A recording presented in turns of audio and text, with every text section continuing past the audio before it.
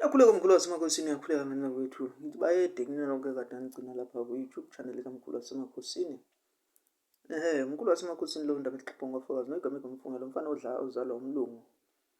Odla inkobe sibongo sensizweni salayo leyo. Kanti yena umlungu weplazi, umlungu odla uphuthu.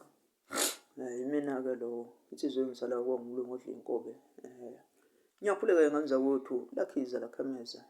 Jaji lejaji isiningi gedle lamathambo nozindaba. Osiyamakhosi siyakhuleka ndlozi yaphakade nozindaba. Ndlozi kagogo namanje ngithi nganza kwethu ake sibe lana. Please do make sure ukuthi subscribe, like the video and you share. Ngoba lana sizokhuluma ngento ebalulekile. Ngibeka lonke eNingizimu Afrika. Intshonalanga Mpumalanga phansi eZimbabwe phansi eMpumalanga phansi eMozambique phansi komhlaba uyalingana phansi Cape Town.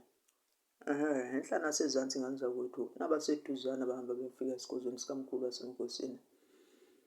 Siyacela nganza kwethu ukuthi lana besongena sikukhuluma ngomoya lana wamalinda.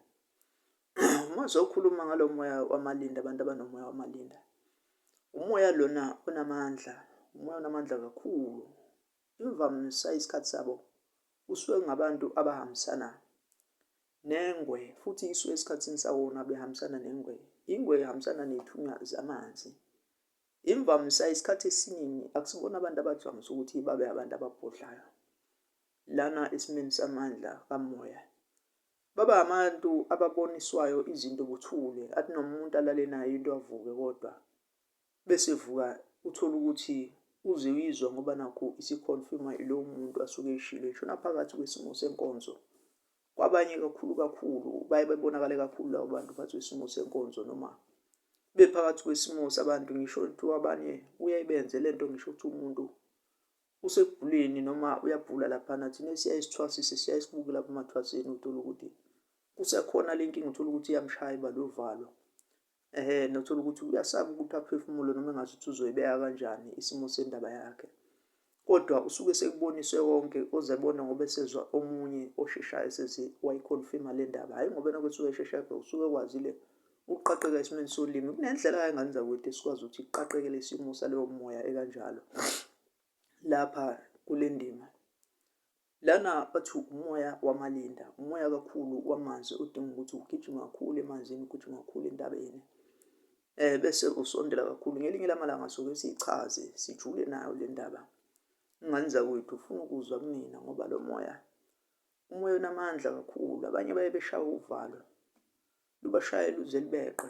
Uma sekufanele ngabe umuntu uyakhuluma lapha enkonzweni ukuze kudlule isimo sabathandazi, bayidlule le ndaba, bayidlule kakhulu. Kodwa uthola ukuthi yena akafikelanga kuzamula, akafikelanga zilimi, akashayanga ilimi, akashayanga lutho. Lento vele iyaxoxa kuyena noma wayizwa ifika njenganathi ukuthi ifika njengathi umcabango kuyena. Kodwa yandlaleka injengoba injalo. So-ke siyakhuleka ngenza ukuthi labo bantu sebekesondele kakhulu. Lo moya-ke amalinda siyeke ukuthi inkosi yami khona amalinda abantu abaziwayo abanolwazi abanye ngoba ngiyazi khona abanye abayazi khona umoya wamalinda waziwa kodwa umoya wezizwe. Siwuyeke-ke lowo la sikhuluma ngomoya wesiphiwo qobula khona straight.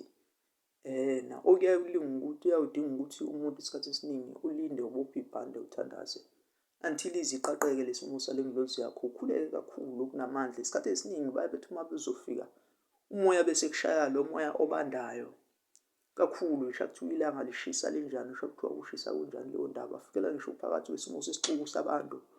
Bese ezwa isimo somuntu ekhuluma elanda isimo sendaba umuntu ngabe kuthiwa uyangena uthi usebhasini noma usetekisini noma uzawuhlangana nabantu, uyayizwa le nto nganda kwethu.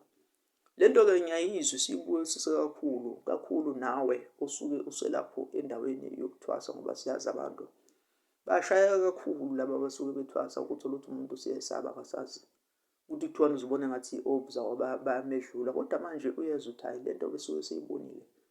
Kunendlela yokususa uvalo kakhulu, ujule ngoba lo muntu usafanele ajule kakhulu.